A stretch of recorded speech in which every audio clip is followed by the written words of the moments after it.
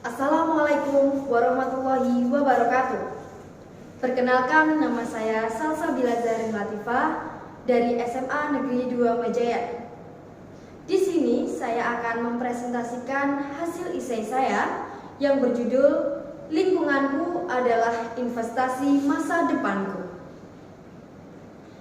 Literasi adalah kemampuan seseorang dalam mengolah dan memahami informasi saat melakukan proses membaca dan menulis.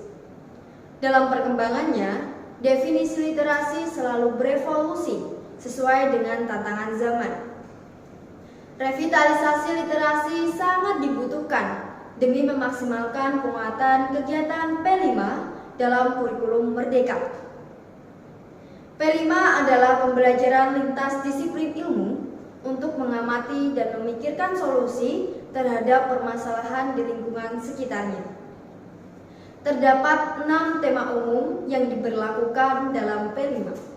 Salah satunya yaitu gaya hidup berkelanjutan.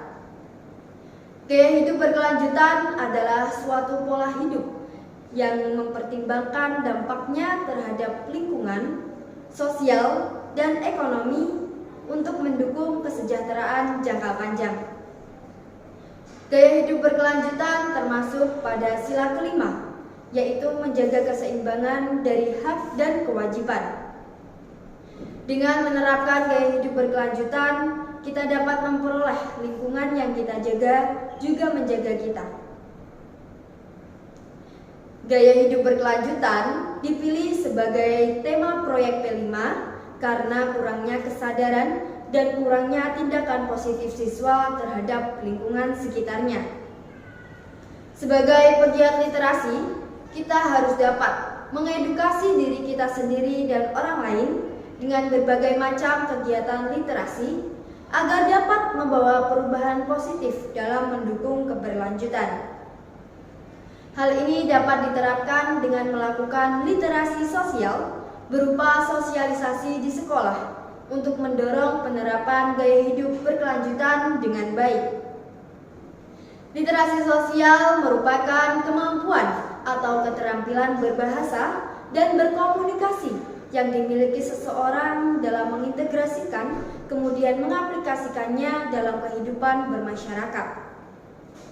Gaya hidup berkelanjutan di sekolah bisa berupa penerapan kantin berkelanjutan terhadap pengelolaan kantin tanpa plastik. Hal ini sebagai upaya untuk meminimalisir sampah dan efek buruknya terhadap lingkungan sekitar. Siswa diperkenalkan praktek-praktek ramah lingkungan dengan tujuan untuk mendorong kantin sekolah dalam mengadopsi langkah-langkah keberlanjutan yang akan membantu mengurangi dampak negatif terhadap lingkungan dan mengajak seluruh pelajar untuk menjadi agen perubahan dalam pelestarian alam. Sebagai pegiat literasi, kita harus menjadi pelopor dalam gerakan anti plastik dengan mengurangi atau menghilangkan penggunaan plastik di kantin sekolah. Cara penerapan kantin berkelanjutan dapat kita lakukan yaitu dengan cara menggunakan wadah makanan dan minuman yang ramah lingkungan dan juga menghemat uang.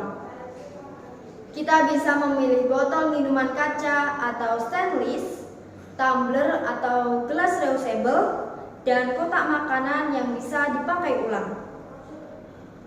Dengan menggunakan wadah yang bisa dipakai ulang, maka kita dapat mengurangi penggunaan plastik sekali pakai seperti sedotan, sendok, garpu, dan tempat makan seperti mika atau styrofoam. Kita juga dapat mengurangi penggunaan sampah dari kantong plastik di kantin dengan menggunakan tote bag untuk mengganti kantong plastik sekali pakai. Penerapan kantin berkelanjutan dapat juga dilakukan dengan memanfaatkan tumbuhan seperti daun pisang sebagai pembungkus makanan. Selain memberi efek sehat yang bebas dari bahan kimia, daun pisang juga mudah ditemukan di lingkungan sekitar.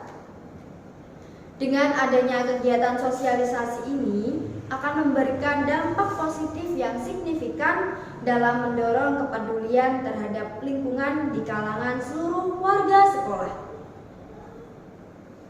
Kemampuan literasi sangat dibutuhkan demi memaksimalkan kegiatan P5 di kurikulum Merdeka.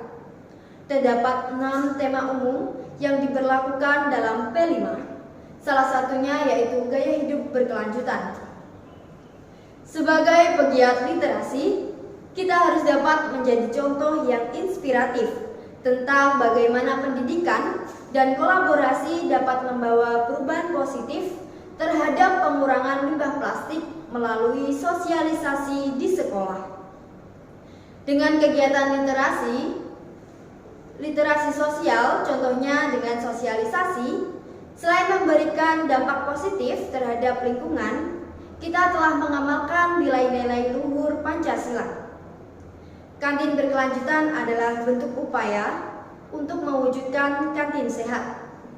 Makanan dan minuman yang sehat, selamatkan anak bangsa. Demikian presentasi yang dapat saya sampaikan. Mohon maaf bila ada kurang lebihnya. Akhir kata, wassalamualaikum warahmatullahi wabarakatuh. Salam literasi.